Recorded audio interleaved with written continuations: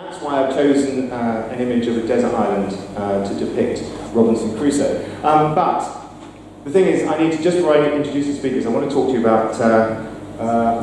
you about eating out and restaurants, and I need to get from that image to talking to you about eating out, which is a bit of a jump. So, well, I guess if I try this, obviously on that desert island, Robinson Crusoe, he was stranded there for 28 years, I guess you sort of know that. And during that time, of course, he would never have eaten out. So talking of eating out, okay, you see what I did there? That was pretty serious. Yeah, talking of eating out, how many of you, do I have an audience of eater-outers in here? How many, in the last sort of 3 months, have you all eaten out?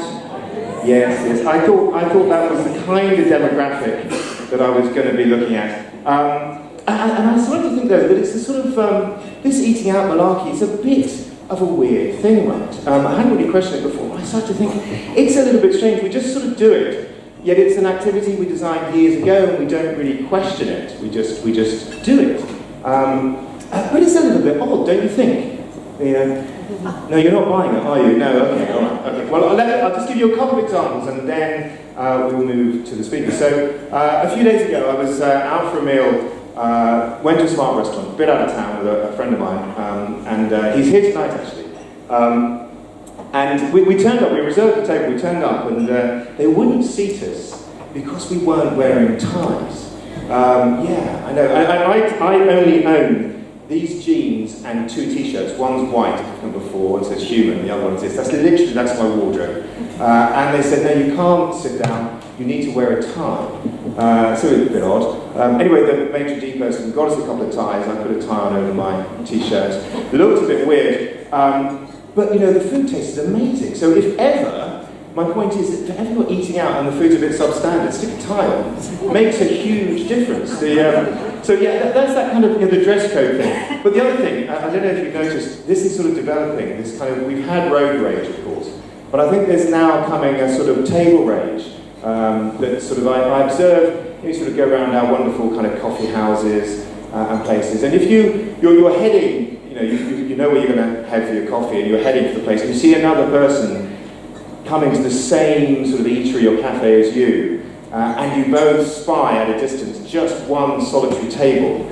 But you make that look, don't you, at them, and you sort of vaguely smile, but then you very, very subtly speed up, don't you? And you start to move much quicker than them, they don't notice, you're still smiling the whole time. Sit down, grab the table, and then give them a smile, but inside you're punching the air, as you know you've got that table. But the place that you really, and I'm sure you're all Goat Ledgers, you all know the wonderful Goat Ledge, which is a fabulous cafe that we're blessed with here in St Leonard's. Great cafe, but table rage can happen there on quite a scale because it's multi-directional. So when you're approaching Goat Ledge, you've got people coming from the opposite direction entirely, and if you're ever going for the deck chairs, I'm just going to just put that out there, you need to be quick. Although I was there the other day and I noticed that, have you seen this, the sign by the deck chairs that says, no alcohol on deck chairs, have you seen that at Goat Ledge? Because it's fine, isn't it, in this country to have a beer and drive a car, but sit in a deck chair, forget it, that's crazy stuff. But just a couple more quick things about my kind of restaurant and eating out life that I have. I've done purely for the purposes of this little sort of interlude here. Obviously, I've just spent a couple of days in restaurants purely to get some material to tell you about. And have you noticed?